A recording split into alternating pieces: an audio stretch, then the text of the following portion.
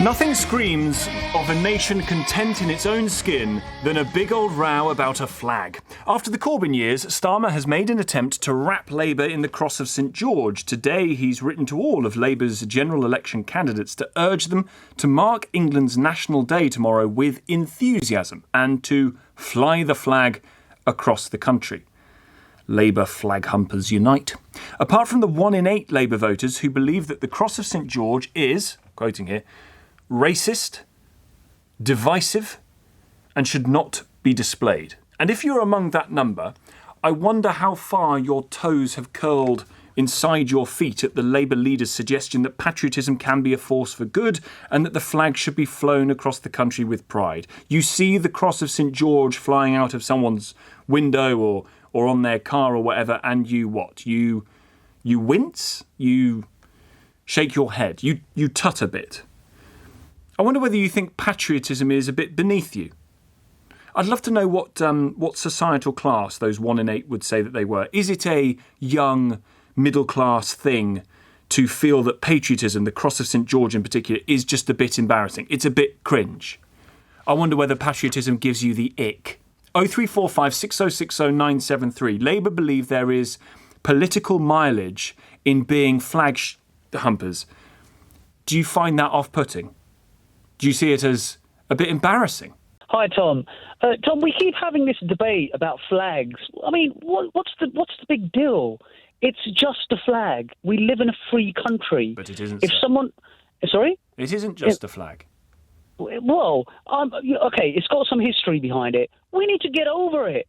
You know, it's just. I know so many people who display their St George's flag. They're not racist.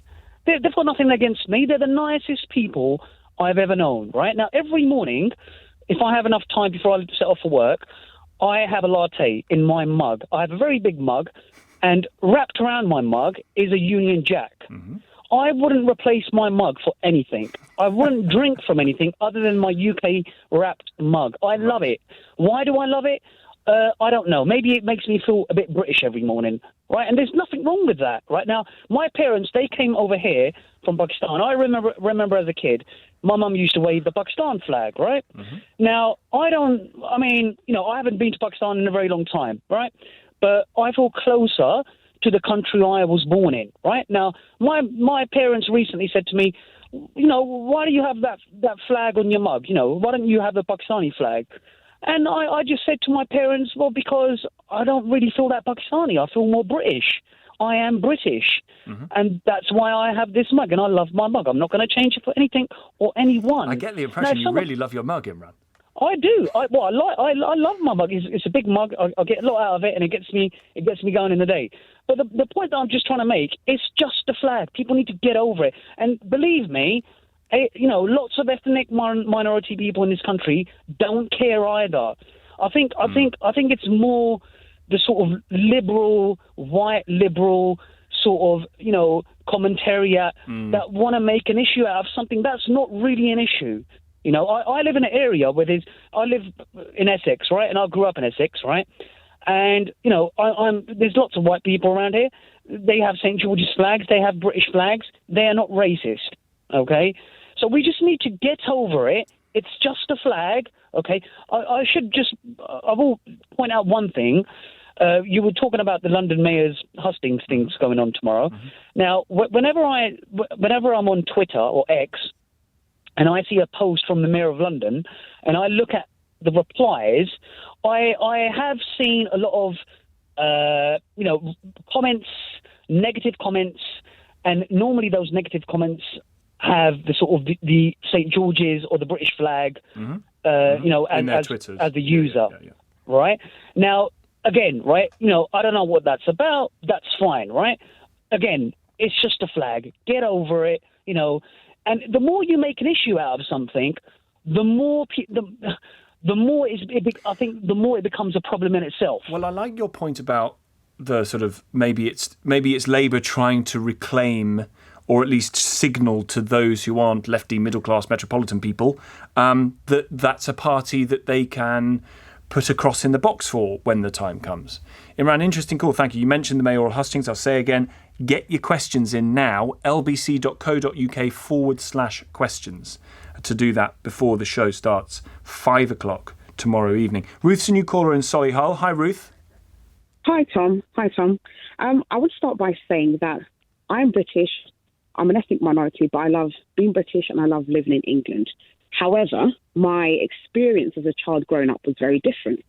So the area where I lived in, we had lots of the National Front living in that area. Very, very white area. And we were subject to racism almost every living day. Mm-hmm. And when we're talking about the flag, they always had the flag with them. They always flew the flag in the particular estate where they lived. So I have a personal bias about the flag itself, but not necessarily about England or British people. So I think for me, my standpoint is maybe this is a good time to redeem the flag and put something positive on it, especially for those who've had such experiences as mine. But it literally deterred me from buying a house in two particular areas before I moved to Solihull. Oh, really? Because you saw the cross of St George flying and you thought, this isn't my area. Interesting. There's a street full of them, and I just thought, no way, absolutely no way, because it just took me right back to childhood, and I just thought I'm not going to allow my children to experience that remotely. That's just me presuming that maybe the people with the flag have similar tendencies as what I experienced growing up. Which is presumptuous. Yeah. But your experience is not one that you would ever risk repeating for your own children. So, you try and do the best thing by them. Do you mind me asking when that was, Ruth, when you experienced that racism as a kid?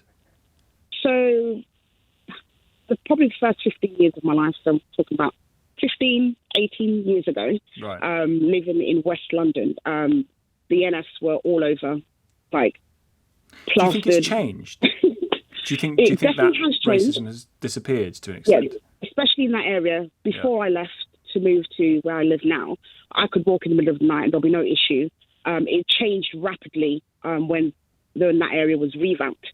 So I don't think racism exists as much as it did back then when we were growing up. My parents still live in the area. I go back to the area often and there is no issue. But the flag is not flown, as it were, when I was younger. So maybe the people who held those values have moved on. I'm not too sure. But it was very much in your face. We are England. We do not like you. You are our target, and here's the flag. So it was a whole package together. And each time I think of the flag, I just think those particular type of people, not necessarily the whole public, because I have lots of British friends. It's not my life. It's not history. I mean, it's not my, I don't hold any views towards white people, or let's say in that way, because of my experience. But I just associate with a type of people. I think your previous But I think that's, I think that's not unreasonable, really. If you've been through that experience and it dogged your childhood and you're desperate to avoid that experience for your own children, I can see why that would be an association you would make, whilst also clearly acknowledging, Ruth, that it's not going to be everyone. But it's you can't, if you're looking to go and live somewhere, you can't on the neighbour's door and go, just checking, you've got to cross the St George, just checking, are you racist or not? It's not really an option available to you. Here's Donald. Tom, I'm the one in 8. I really understand why he is doing this, I presume you mean Keir Starmer, and don't mind at all.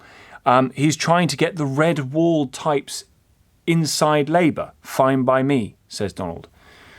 The red wall types, what do you mean by that? The people who are living in the north-ish of England, who switched to Conservative in 2019, who might be coming back to Labour, but why would telling them to fly the flag with pride appeal to them? And in Donald's answer, I think reflects perhaps a degree of, patronising, a bit snobby. Would you put the flag outside your house? It doesn't matter to me that you don't, by the way. I don't particularly care either way, but I'm just interested in the view of people, of those who do, because I think there is a degree of middle-class snobbishness about it, and I'm interested in why that is.